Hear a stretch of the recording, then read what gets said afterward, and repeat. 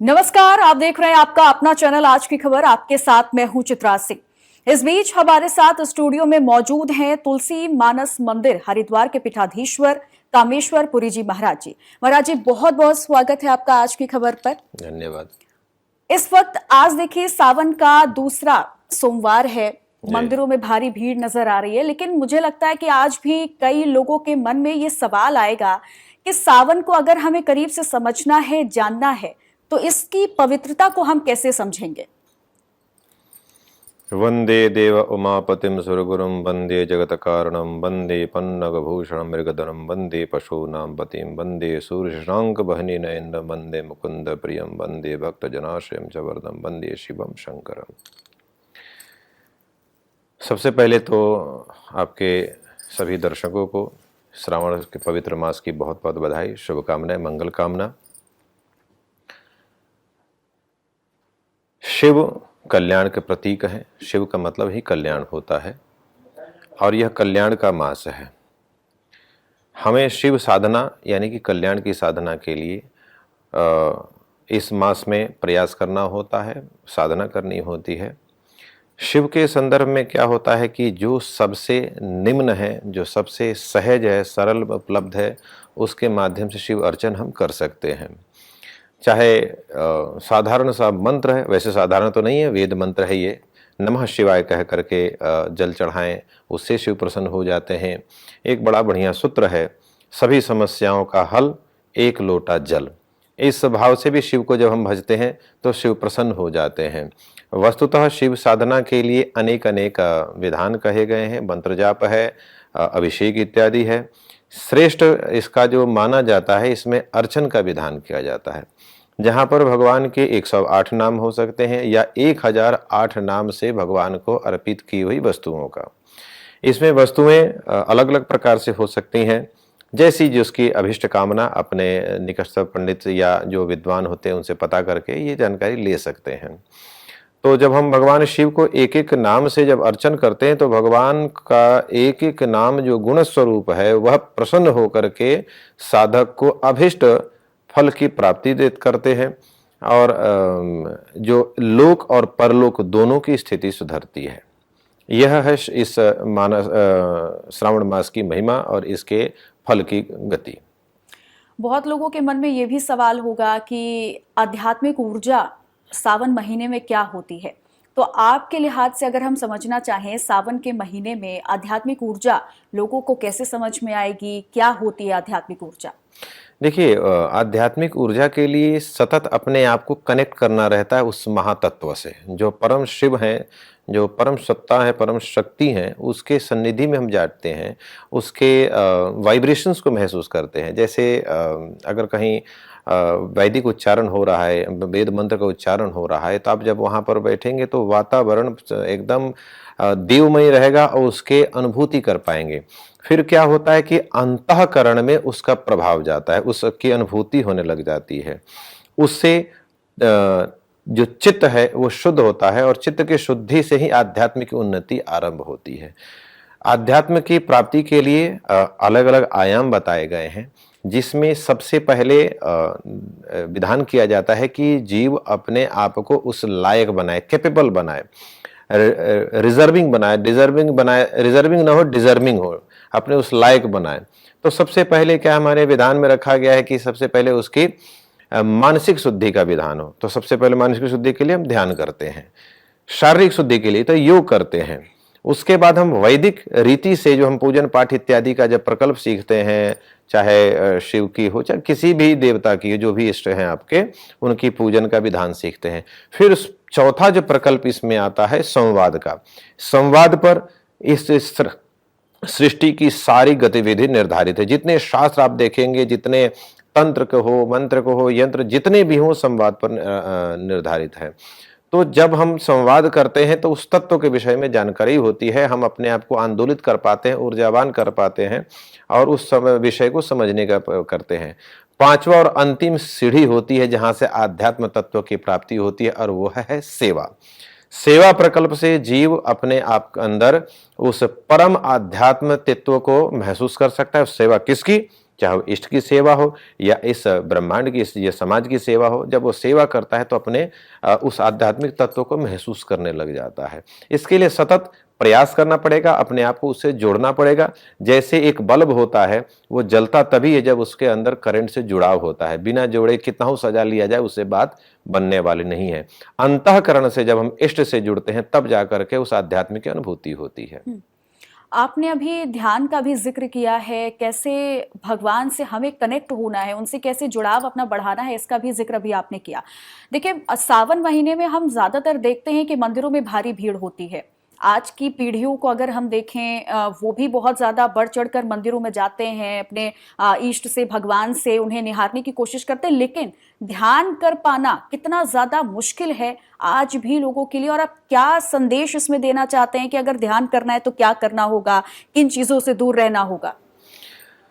देखिए, ध्यान आप व्यवहारिक भाषा समझे तो ध्यान क्या है, जैसे कि पोस्ट ग्रेजुएशन है, जो उच्च स्तरीय जो पढ़ाई होती है वह है ध्यान। तो सबसे पहले तो हमें अपने केजी, स्कूलिंग, इंटरमीडिएट ये हमें पास करना पड़ेगा।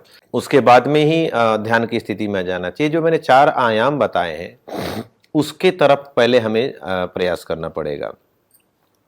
सबसे पहले हमें उस क्षेत्र में जाना, अपने उस विषय को समझना, इष्ट के सन्निधि में रहना, सत्संग करना। सन्निकट जब सदगुरु का सन्निकट होता है तब जाकर के जीव को उस विषगूढ़ रहस्य के बारे में पता चलने लग जाता है।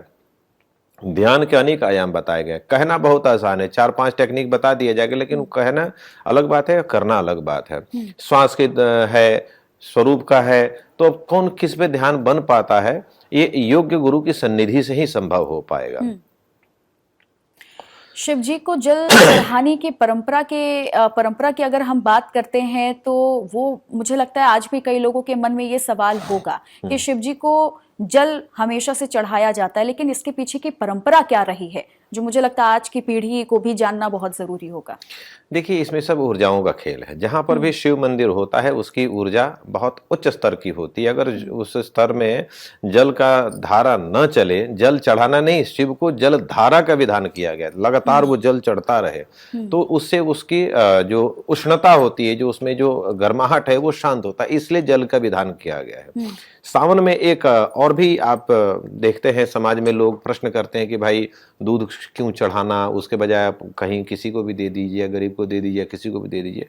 सेवा के लिए कोई सीमा नहीं है, लेकिन सावन में आपको किसी भी वैद्य से आप पूछ लीजिए, सावन में जो दूध होता है उसमें विष की स्थिति बढ़ जाती है, उसमें पित्त बढ़ने लग जाता है।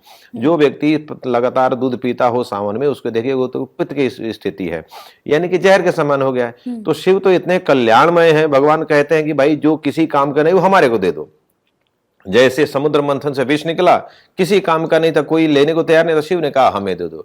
समाज में भी आप देखिए कि जो जीव, जो शरीर मृत अवस्था में चला जाता है तो कोई नहीं स्वीकार करता, शिव कहते हैं कि आप हमारे पास चले आओ, अब स्वीकार लेते हैं।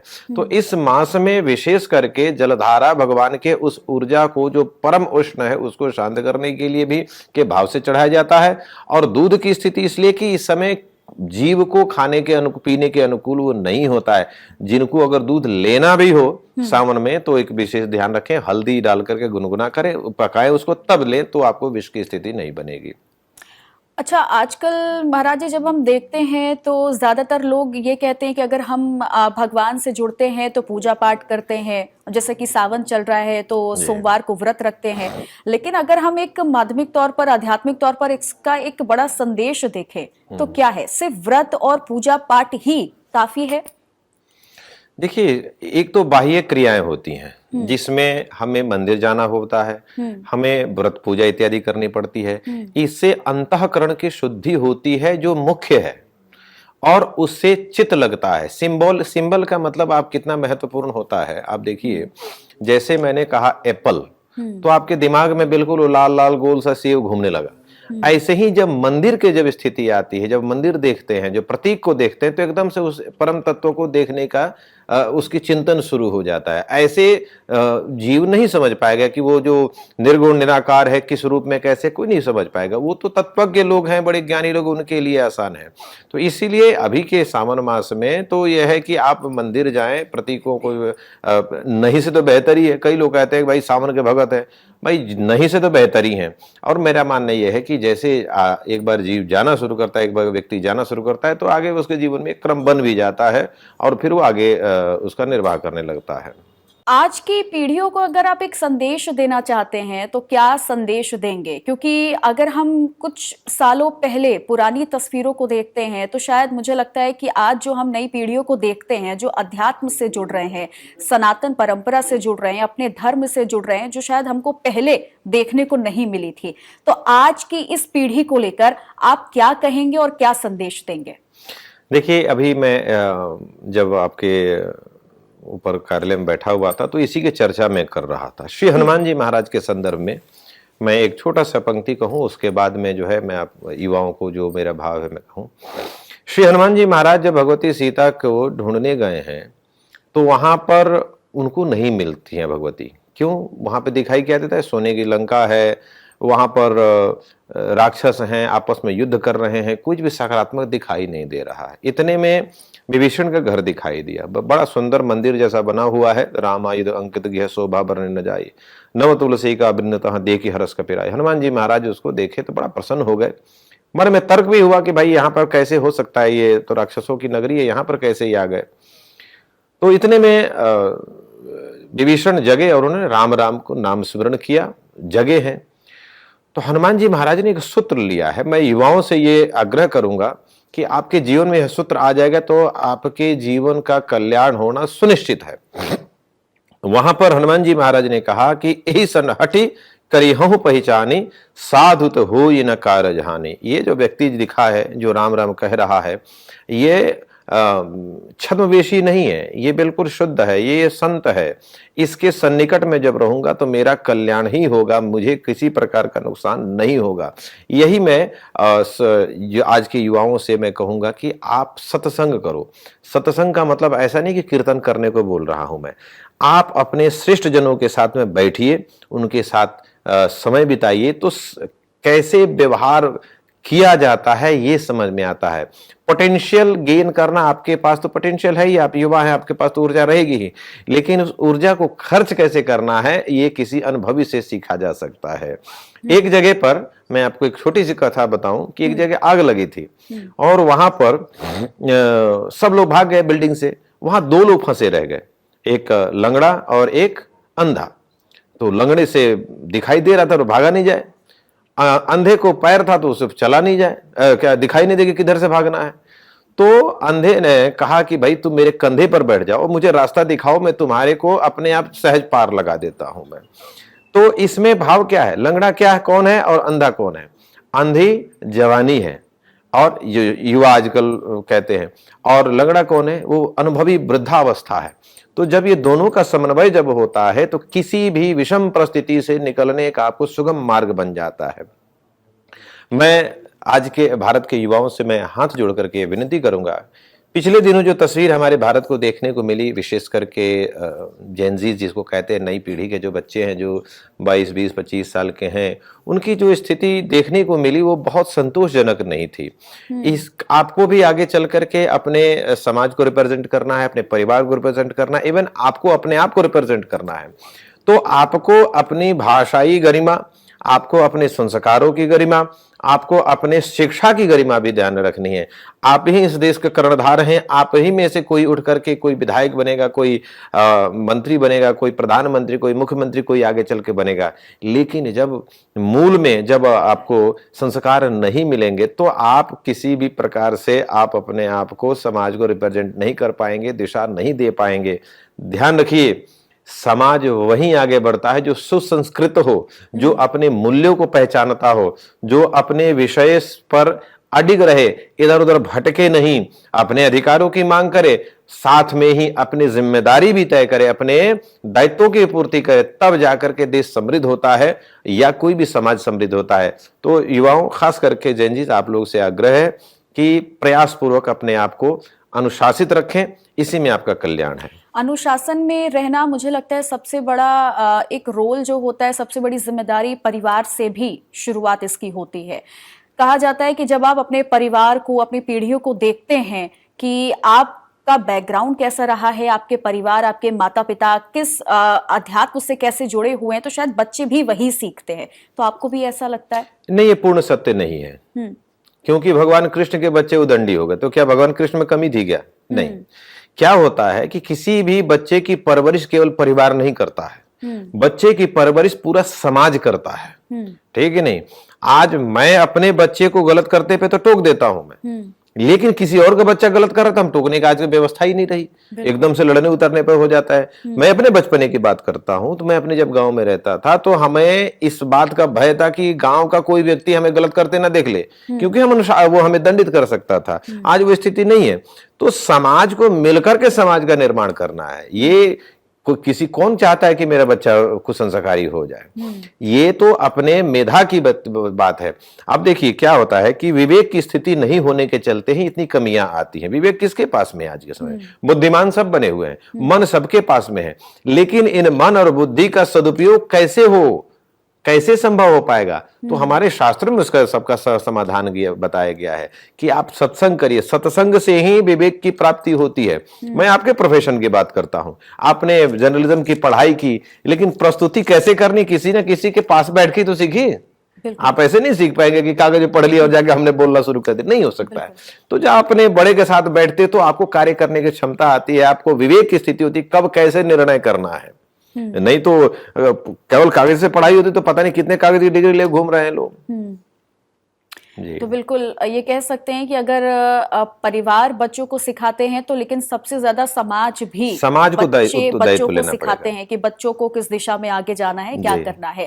खैर, हम भी यही उम्मीद करते हैं कि आज की जो पीढ़ी है, जो आने वाली पीढ़ी है, वो भी अपने धर्म से, सनातन धर्म से जुड़े और उसके महत्व को समझे। फिलहाल सावन महीना चल रहा है। एक बार फिर से मेरा सवाल शादीशुदा महिलाओं से जुड़ा हुआ है और दूसरी तरफ कुंवारी महिलाओं से भी जुड़ा हुआ है।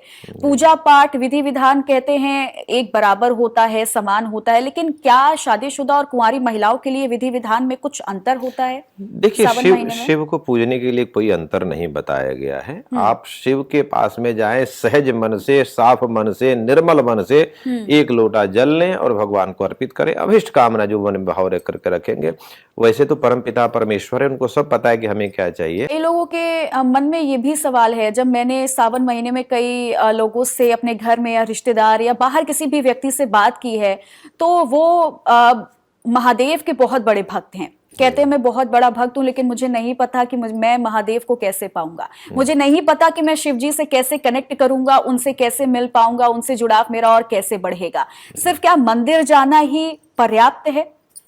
देखिए, मंदिर जाना ही पर्याप्त नहीं है और मंदिर जाना ही पर्याप्त है, दोनों इस भाव को समझिए। मंदिर इनिशिएट है, एक आरंभ है।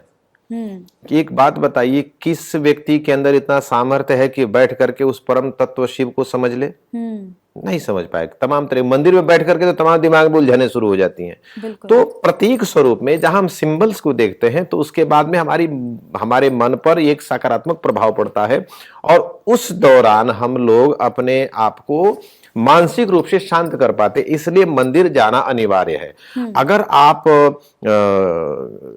गहरे साधक हैं, आपके इंटेंसिटी है, कोई सन्निधि आपको प्राप्त है, तो उसके बाद में तो मंदिर ही आपके पास आने लगेगा, ये शरीर ही मंदिर हो जाएगा। अब जैसे देखिए, जब ये धरती तपती है तो ऐसा थोड़ी कि बादल में धरती चली जाती है, वो बादल खुद बरस के जाते हैं यहाँ पर। तो जब तक व्यक्ति तपेगा नहीं तब तक उस शिव की प्राप्ति नहीं होगी। आप जब तपना शुरू करेंगे, अपने आप ही वह तत्व अपने आप आपके अंदर प्रकट हो जाएगा। ईश्वर को सशरीर देखने का विधान नहीं है, ईश्वर को महसूस करने का विधान है। जैसे भोजन की स्वाद को आप महसूस करते हैं, देख नहीं सकते, जैसे किसी के प्रेम को महसूस कर सकते, देख नहीं सकते, जैसे ईर्ष्या को देख सकते नहीं है, केवल महसूस करते हैं, वैसे ही भक्ति है परमात्मा की।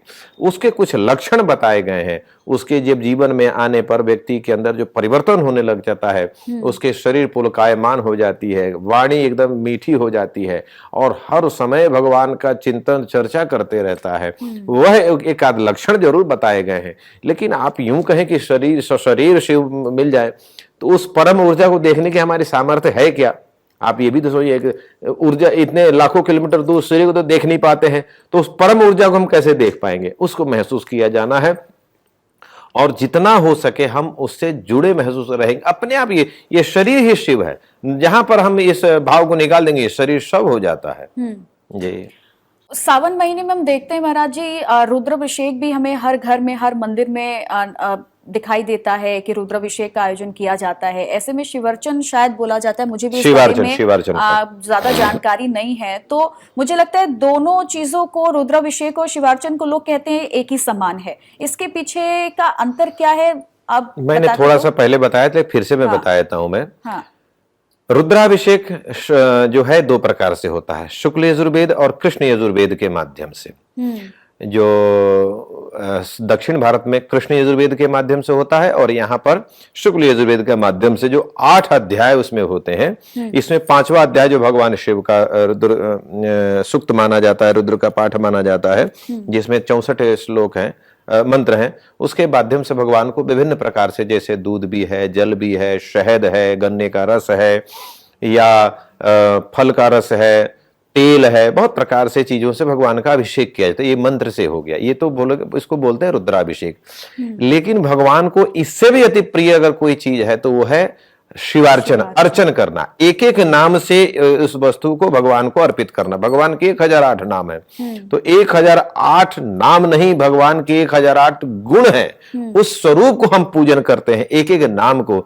तो जहां एक नाम की पूजन करे थे भगवान प्रसन्न हुए, अब उन्हीं के 1008 नाम जब है, उनके जब हम पूजन करने जाते हैं तो देखिए कितनी प्रसन्नता होगी भगवान शिव की।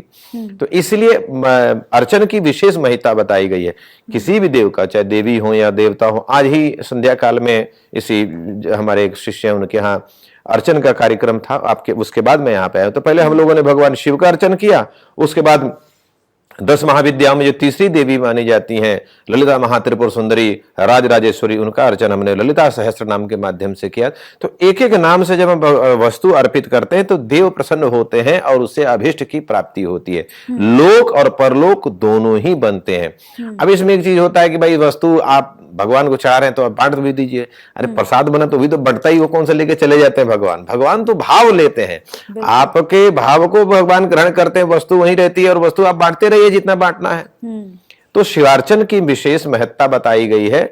वस्तुतः आपके नाम की जैसे कोई प्रशंसा करने लगे तो आप प्रसन्न हो जाते हो, ऐसे ही भगवान के नाम की जब महिमा गाई जाती है तो भगवान प्रसन्न होते हैं कि चलो हमारे नाम का प्रसन्न गायन कर रहा है, तो इसको अभिष्ट की प्राप्ति हो। तो शिवार्चन या रुद्राभिषेक किसी भी महीने में या फिर कभी भी? देखिए, भगत को जो है ना सीजनली भगत नहीं होना चाहिए। सावन तो एक विशेष अवसर है, ठीक है नहीं?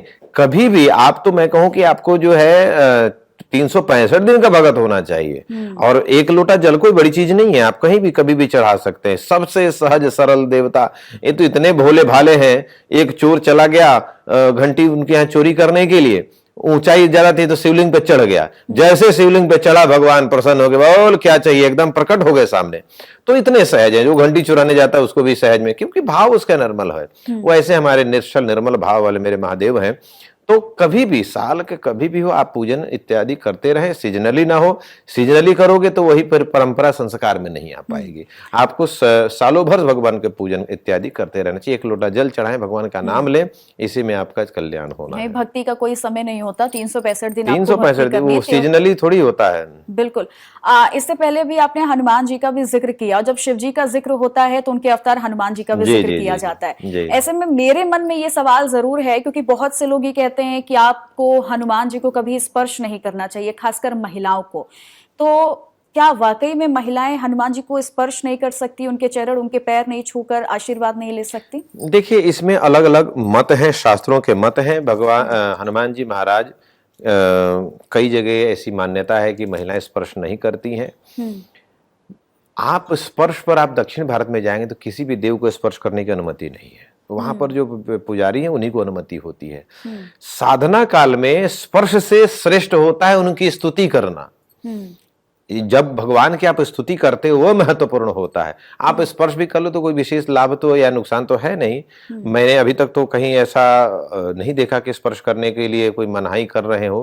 अपने अपने मत से लोग कहते हैं, मेरा मत ये है कि आप स्पर्श कर सकते हैं, कोई उसके लिए बधाई बंधन नहीं है। क्योंकि मंदिर जाते समय, कोई भी मंदिर, हनुमान जी के मंदिर में जा रहे तो वैसे ही शुद्धि अवस्था में जा रहे, कोई अशुद्ध अवस्था में तो जा नहीं रहे। तो शुद्ध अवस्था में जाकर के हनुमान जी को स्पर्श करने में कोई मनाही नहीं है। लेकिन फिर मैं कहूं, स्पर्श से बहुत लाभ नहीं है। स्पर्श से बहुत बड़ा से बढ़िया काम है कि आप उस भगवान की स्तुति करें। स्पर्श से बेहतर है कि आप पाठ पर यानी कि स्तुति वंदना पर, तपस्या पर ज्यादा जोर देंगे तो वो लाभकारी होगा। ठीक है, एक आखिरी सवाल है महाराज जी, आपके गुरुदेव अर्जुन गिरी महाराज जी को लेकर के उनकी स्मृति में जिस तरीके से 7 दिवसीय श्रद्धा सभा का आयोजन, राम कथा का आयोजन किया जा रहा है, इसके पीछे का उद्देश्य और भाव क्या है, ये हम जानना चाहेंगे। मैं अपने गुरुदेव को सादर ओम नमो नारायण करता हूँ। हमारे पूज्य गुरुदेव भगवान जूना अखाड़े का वरिष्ठतम महामंडलेश्वर रहे, जो 94 वर्ष की अवस्था में अपने शरीर को त्याग करके ब्रह्मलीन हुए इसी जनवरी में मौनी अमावस्या के दिन पर। तो हमारे पूज्य गुरुदेव भगवान राम कथा के बड़े सरस और विख्यात कथावाचक थे, बहुत सरस वक्ता थे और बड़े गूढ़ रहस्य भगवान के संदर्भ में भगवान गुरुदेव ने पूरी देश दुनिया में प्रचार प्रसार किया है। लगभग 75 वर्ष की जो समय रहा है सार्वजनिक जीवन में महाराज जी रह करके अपने राम को और राम की कथाओं को प्रचारित किया है। तो जब भगवान गुरुदेव भगवान ब्रह्मलीन हुए हैं तो उस समय हम और हमारी संस्था के सभी भक्तों ने यह निर्णय लिया कि ऐसे विराट पुरुष की, ऐसे विराट व्यक्तित्व की श्रद्धांजलि एक दिन में, जो हमारी 16 दिन में षोडशी कार्यक्रम होता है, उसमें तो संभव नहीं है क्योंकि अनेक जगहों पर उनके अनुयायी हैं, मानने वाले हैं। तो उनके लिए क्यों ना हम लोग साल भर जो है श्रद्धांजलि कार्यक्रम का आयोजन हम लोग करें। तो उसी क्रम में जो हमारी शाखाएं हैं वहां पर आयोजन हो रहा है। जहां जहां भक्तों में अभिलाषा है, जिसमें बेंगलोर में भी हुआ, गुजरात में हुआ, बिहार में हुआ, दिल्ली में हुआ, इवन विदेश में जो हमारे शिष्य लोग हैं वो लोग वहां पर आयोजन कर रहे हैं, वहां पर उनका चल रहा है। अभी 16 तारीख को चंडीगढ़ में है। तो उसी क्रम में हम लोग की जो शाखा एक लखनऊ में है, सिद्धेश्वर महादेव मंदिर ए ब्लॉक में जो है, जो प्राचीन शिवलिंग है और स्थान तो वैसे छोटा है लेकिन वहां की दिव्यता अद्भुत है। तो वो अपने श्री तुलसी मानस मंदिर हरिद्वार की शाखा है, पूज्य गुरुदेव भगवान द्वारा यह स्थान बनाया हुआ है। तो वहां पर हम लोग दिसंबर में 7 दिवसीय श्रद्धांजलि कार्यक्रम का आयोजन कर रहे हैं, जिसके पावन अवसर पे श्री राम कथा का आयोजन होगा। और मेरे को ही अवसर यह प्राप्त हुआ है वाणी पवित्र करने का, श्री राम की कथाओं को गायन करने का। तो 14 से 20 दिसंबर तक हम लोग पूज्य गुरुदेव भगवान की श्रद्धांजलि के उपलक्ष्य में राम कथा गायन करेंगे। जो भी दर्शक हैं लखनऊ से या बाहर से भी लोग हैं, मैं उनसे भी आग्रह करूंगा कि आप भी जरूर आए। भगवान श्री राम के आदर्शों को तो आप श्रवण करें ही, साथ में ऐसे विराट व्यक्तित्व, विराट पुरुष के, विराट संत के, एक तपस्वी साधक संत को श्रद्धांजलि भी अर्पित करें। श्रद्धांजलि का भाव भी 2 पंक्ति में आप समझ लीजिएगा। श्रद्धांजलि का मतलब होता है कि हे महामानव, आप इस जीवन में आकर के जो कल्याणमय, जो समाज को एक मार्गदर्शन दिया है, जो समाज का उत्थान किया है, आध्यात्म का प्रचार किया है, उसके लिए आपको धन्यवाद। तो कुल जमा कहने का मतलब है कि थैंक यू कहना है बस उस महापुरुष को। और वह उत्सव हम लोग 14 से 20 दिसंबर तक बड़े भाव से मना रहे हैं। उसके बाद यह यात्रा श्रद्धांजलि कार्यक्रम जगन्नाथपुरी में श्रीमद् भागवत कथा के माध्यम से आयोजन होगा, तो वहां पर भी बड़े भाव से करना है। और अगले वर्ष हरिद्वार में आपको पता होगा अर्धकुंभ का आयोजन होने जा रहा है। अर्धकुंभ में जो वर्ष का हमारे पूज्य गुरुदेव भगवान के समाधि पर्व का उत्सव होगा 4, 5, 6 फरवरी मौनी अमावस्या के दिन, उसमें भी आप सबको बहुत स्नेह से आप आमंत्रित करता हूं। श्री तुलसी मानस मंदिर हरिद्वार जो गंगा तट पर है, बड़ा भव्य दिव्य राम मंदिर है। आप सभी कभी जब भी अवसर मिले आप वहां जरूर आइए। मैं आपके चैनल को भी आग्रह करूंगा, आपको निमंत्रित करूंगा कि आप भी अवश्य आएं और ऐसे कीर्ति को आप भी कवरेज करके पूरे देश दुनिया को दिखाएं। मेरा यह आपसे भी आग्रह रहेगा। सभी दर्शकों को भी मैं पुनः कहूंगा कि आप सभी उत्सव में जरूर आएं। बहुत बहुत शुक्रिया महाराज जी आपका धन्यवाद। कीमती समय निकालकर यहाँ पर आने के लिए। और सावन महीने में आपने भी जाना क्या महत्व है, शिव जी को जल चढ़ाने की परंपरा क्या रही है, सावन महीने में, पवित्र महीने में आपको क्या करना है, क्या नहीं करना है, आज की पीढ़ियों को किस तरीके से अपने भगवान से, अपने धर्म को जानना है, ये सारी चीजें महाराज ने बताई है। फिलहाल आज की खबर पर खबरों का सिलसिला यूं ही लगातार जारी रहेगा। बने रहिए आज की खबर के साथ। नमस्कार।